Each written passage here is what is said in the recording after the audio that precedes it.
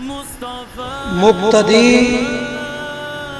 अगर कादा ऊला में इमाम से पहले तशहुद पढ़ चुका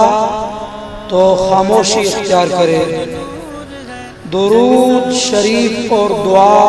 कुछ भी ना पढ़े। और जो मसबूक है उससे चाहिए कि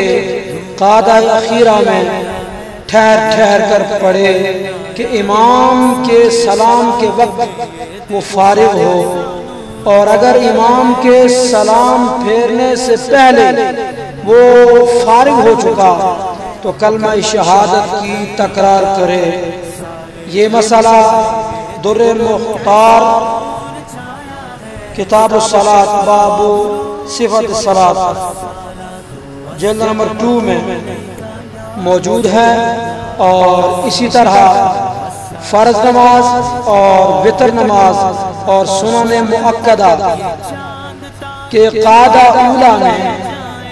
अगर तशहुद के बाद इतना कह लिया